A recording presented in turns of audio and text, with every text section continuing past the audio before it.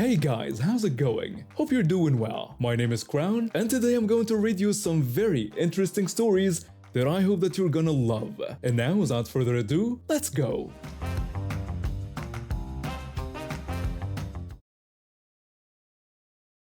I moved to this small mountain town for work as a forest ranger. Coming from the city, I had to learn about winter preparation the hard way. My first year, I nearly slid off the mountain road in November because I thought my regular tires would be fine. That was a wake-up call that could have cost me my life. Since then, I plan ahead. Every October, I book my tire appointment for late November, right before the snow season hits. It's just common sense in a place where winter weather can turn deadly in minutes. My Land Rover is my lifeline up here. It gets me to remote areas for work and keeps me safe on these winding mountain roads. On this day, I'd taken the morning off work for my tire appointment. The weather forecast had been threatening snow for Wednesday, which meant every procrastinator in town would be panicking. I knew the tire shop would be a madhouse, but I had my appointment locked in. The drive to the shop confirmed my suspicions. Cars were everywhere, parked on the shoulder as grass, some even blocking driveways. I had to park a quarter-mile away and walk. The line of frustrated customers snaked out the door and halfway across the parking lot. Despite the chaos, my appointment got me through the check-in process quickly. Within 15 minutes, I'd handed over my keys and settled into the packed waiting area. The lobby was standing room only, filled with the kind of tense energy you get when people are stressed about winter driving. For the next hour, I watched the parade of unprepared customers take their frustration out on the employees. These poor guys were working their hearts out. But you can't change the laws of physics. There are only so many lifts, so many techs, and so many hours in a day. Guy after guy stormed up to the counter, demanding immediate service. The employees explained the same thing over and over. They could book an appointment for next week or wait 8 hours for walk-in service. Most people grumbled and left. Some made appointments. A few decided to wait it out. Then she walked in. This woman had this look about her, like she'd never heard the word no in her entire life. She stood in line with her arms crossed, tapping her foot, looking at everyone like we were personally responsible for her poor planning. When her turn came, the employee behind the counter gave her the same speech he'd given everyone else. Karen demanded her tires be changed immediately. The employee explained they were completely booked and could schedule her for Monday, or she could leave her car for an 8-hour wait. She exploded, saying 8 hours was ridiculous and that she had places to be. The employee apologized but explained that with the weather coming tomorrow, everyone was trying to get their tires done. That's when she noticed my Land Rover being driven out of the service bay. Her eyes lit up like she'd just solved world hunger. She told the employee to give her those tires instead, pointing at my truck. When he asked what she meant, she clarified that she wanted the tires from the black truck put on her car. The employee looked confused and explained that those tires belonged to another customer and he couldn't just take someone else's property. She asked where the owner was and started looking around the lobby. Her eyes landed on me and I was staring at her. I stood up and told her that was my vehicle and those were my tires. I asked if she was seriously suggesting the employee steal my tires for her car. She snapped back that tires were just tires, like they were interchangeable parts in some cosmic inventory. I actually laughed out loud. The audacity was so incredible it was almost funny. I explained that my tires were all-terrain, not snow tires, and wouldn't even fit her car. Even if they did, they were mine because I'd made an appointment while she hadn't. I suggested she just make an appointment like everyone else. I stood up at this point, not because I was angry, but because I genuinely couldn't believe what I was hearing. Maybe it was my size. I'm pretty tall and spending time outdoors keeps me in decent shape. Or maybe she finally realized how insane she sounded. But she backed down. She complained loudly that the whole situation was ridiculous and that she needed snow tires. The employee offered to schedule her for Monday morning. First thing, she dramatically declared that she could be dead by Monday and stormed out. A few other customers who'd been complaining followed her, probably figuring they'd try their luck elsewhere. I turned to the employee and apologized for him losing business because of that scene. He laughed and said I was kidding, explaining that Those were the same people who'd been giving them grief all morning. He was actually relieved they were gone. When my Land Rover was ready, I paid and headed outside. That's when I saw something that made my jaw drop. This woman had parked her car right in the middle of the highway lane, hazard lights flashing, blocking traffic. Cars were backing up behind her, honking. She was standing next to her car on the phone, completely oblivious to the chaos she was causing. I shook my head and drove carefully around the mess, grateful to have my snow tires and my sanity intact. A few weeks later, I was having coffee at the local diner when I overheard some interesting gossip. Apparently, our tire shop, Karen, had been arrested for attempted theft at another tire shop across town. She'd tried to convince an employee there to give her someone else's tires, and when that didn't work, she'd actually tried to steal a set from their parking lot. My sister always believed I'd fail when I got pregnant at 19. She's 10 years older than me and made it clear she thought I was too young and irresponsible to handle motherhood. She predicted my boyfriend would leave, that I'd be a single mom struggling to get by, and that I'd probably give up and dump my kid on our parents within the first year. Well, joke's on her. My boyfriend and I got married. Our son is now almost 7, and we have 2 little girls aged 4 and 2. We're doing just fine, thank you very much. My sister took a completely different approach to parenting than we did. She runs her household like a military boot camp with strict schedules, endless rules, and what she calls swift, harsh punishments for any behavior she deems unacceptable. My husband and I lean more toward gentle parenting. We still teach our kids how to behave properly, especially in public, but we do it through patience, explanation, and understanding rather than fear and intimidation. The difference in our approaches became really obvious when our boys grew up. My nephew, who turned 7 in October, has become increasingly difficult to be around. He's angry all the time, rude to adults, and seems to have picked up his parents' habit of lashing out when things don't go his way. I honestly think he's just modeling what he sees at home.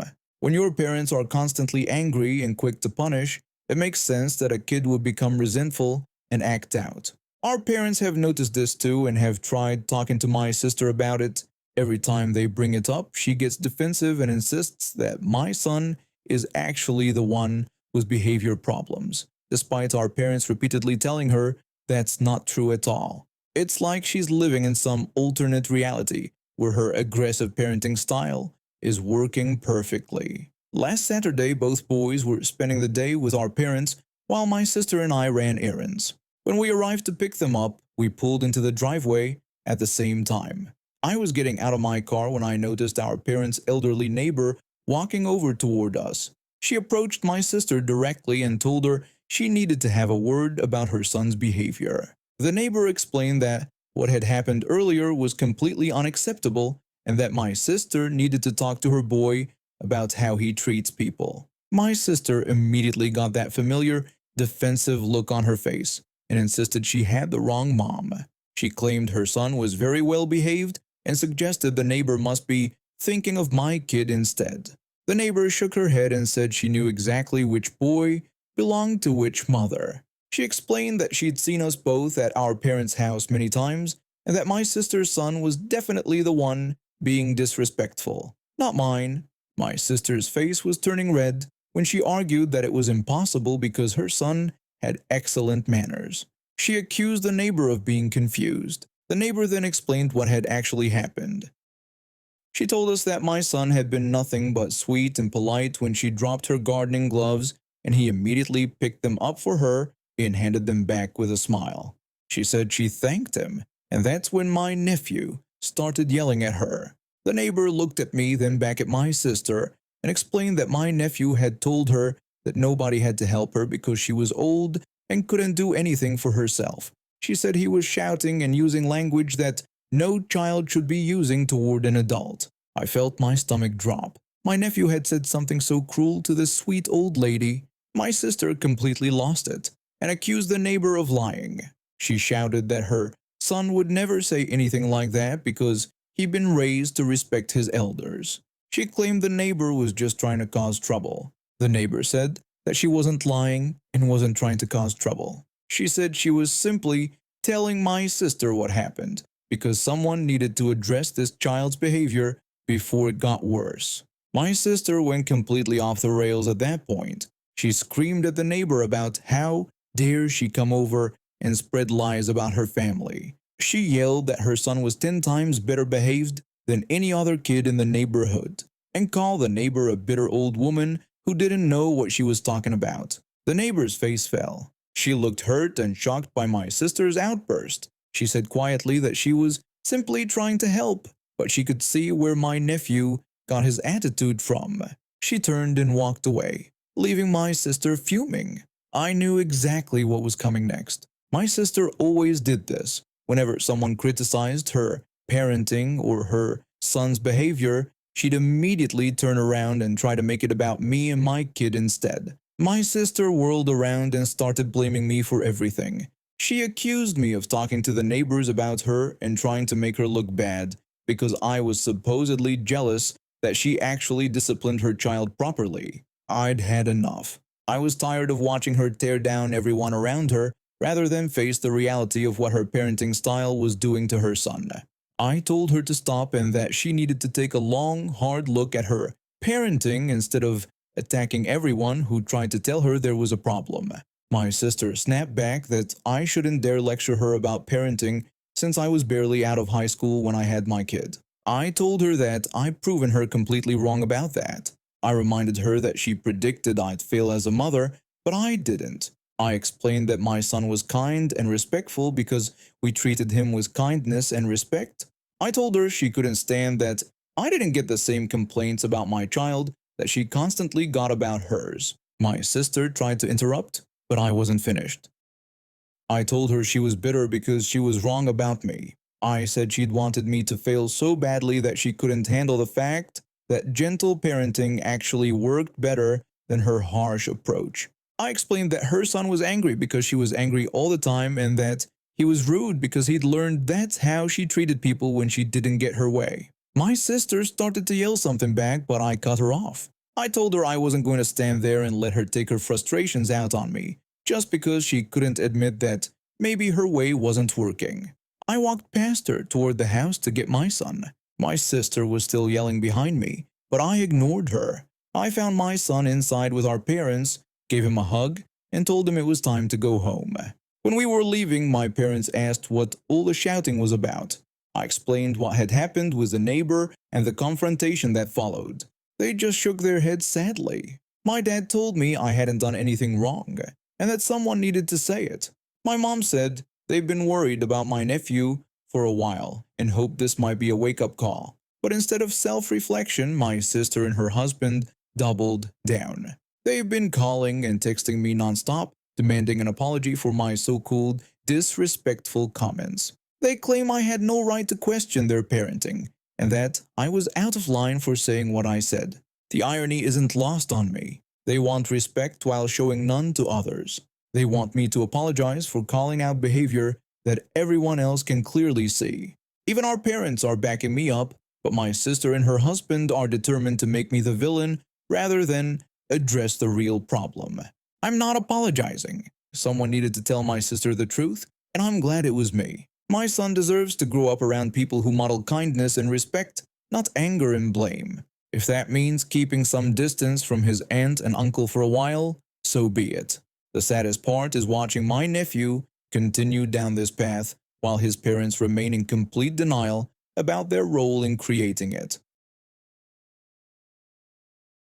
My boyfriend and I were living in this really nice apartment complex. We had a ground floor unit with a little patio that opened up to this beautiful courtyard area with walking paths, hammocks, and even an outdoor fireplace.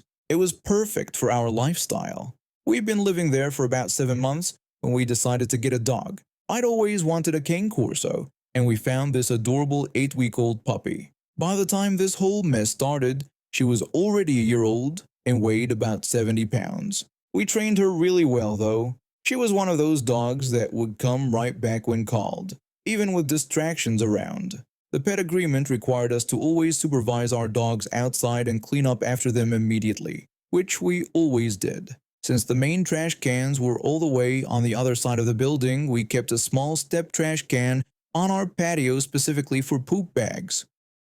It was tiny, like the kind you'd put in a bathroom between the toilet and wall. We also hung our poop bags on the patio door handle so we could grab them quickly whenever we needed them.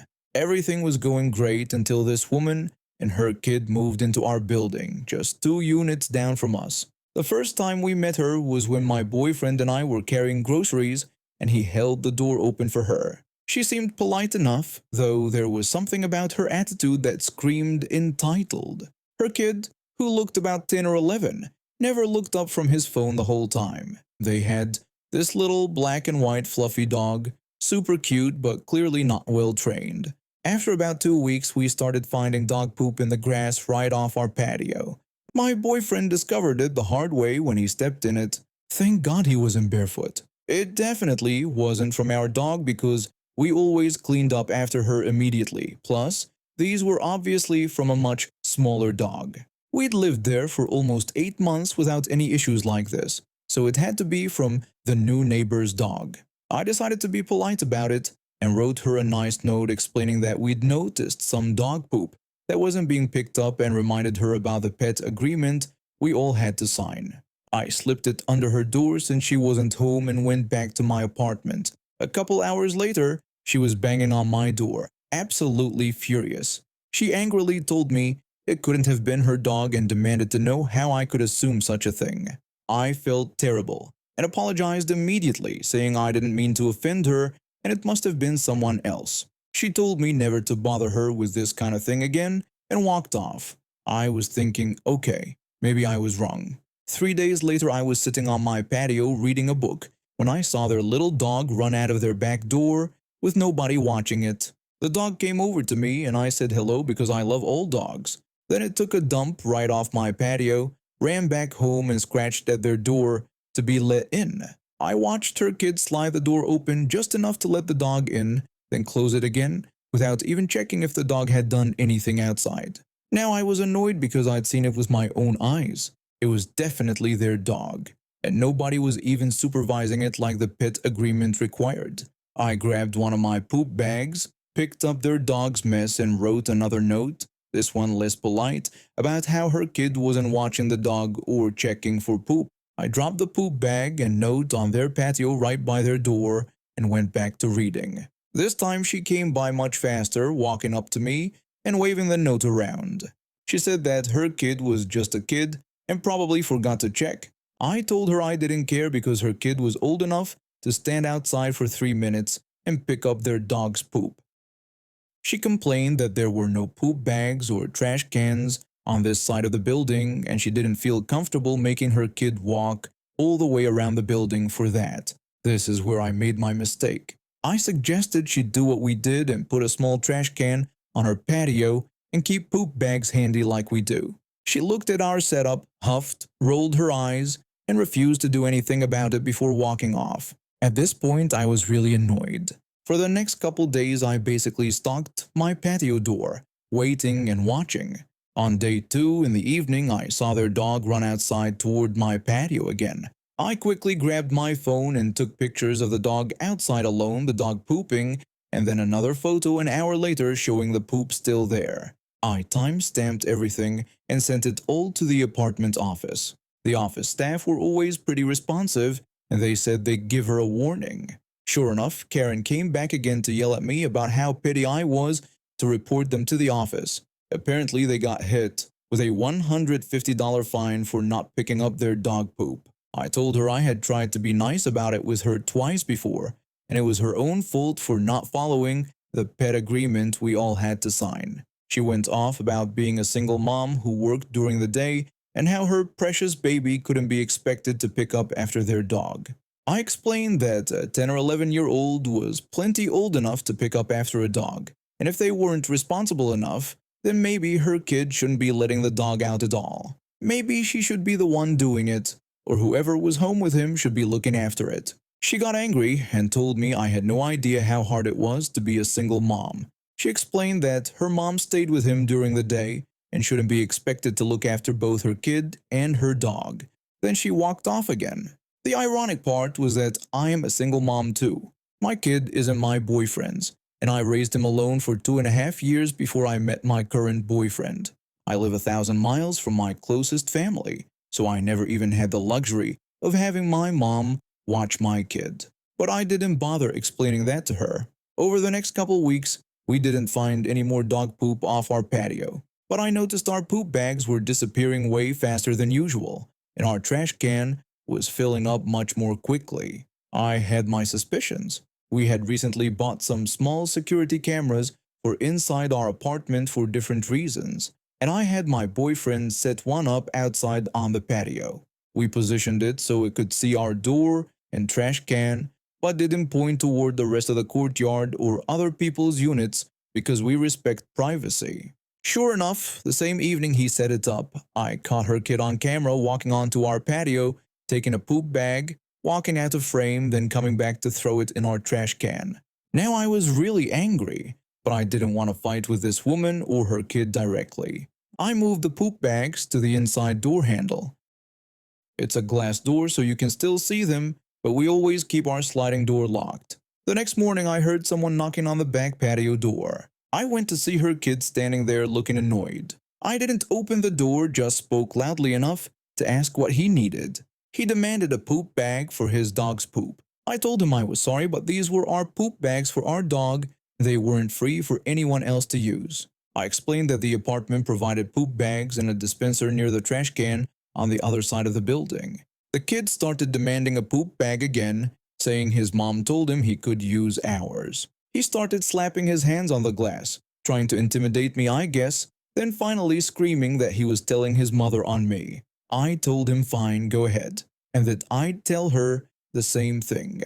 A few minutes later, Karen was standing on my patio demanding a poop bag for her dog. I refused and asked her to please step off my patio because she was making me feel unsafe and uncomfortable. She called me a bratty child and claimed I had told her she could use my poop bags before. I explained that no, I had told her to get some herself and do what I do, which was keep them close by and put her own trash can on her own patio. I said she shouldn't use the bags I bought with my own money for my own dog and fill up my tiny trash can with her dog's poop. I pointed out she could use a plastic shopping bag if she didn't want to buy poop bags, or use the ones the complex provided on the other side of the building.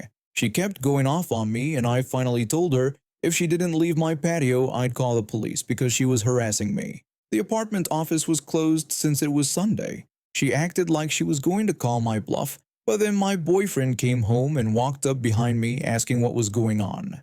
She ended up dragging her kid away, leaving the poop in the grass off my patio again. When she was gone, I took another time-stamped picture of the dog poop and downloaded the footage from my security camera showing her kid stealing my poop bags and throwing them in my trash can. I also had footage from that morning of them yelling at me and demanding my bags. I emailed everything to apartment management, explaining that she made me feel unsafe and uncomfortable in my own home, and that she and her child felt entitled to come onto my patio and take my belongings. Then I went outside, picked up her dog's poop, and looked in my trash can. I pulled out all the bags with her dog's poop in them. Any dog owner could tell the difference between poops from a 12-pound dog versus a 70-pound dog. I opened all the bags and dumped the poop directly on her patio right outside her door. On Monday, I heard back from the office saying they would take care of it. By Friday, there was a moving truck and Karen and her kid were moving out. I'm pretty sure they were evicted, or at least strongly encouraged to move before a formal eviction process started. After talking to some of our other much friendlier neighbors, it turns out we weren't the only ones who had been complaining about her. She'd only lived in the complex for 2 or 3 months before making so many enemies that she got kicked out. And now we have reached the end of today's stories. Thank you for watching, and see you next time.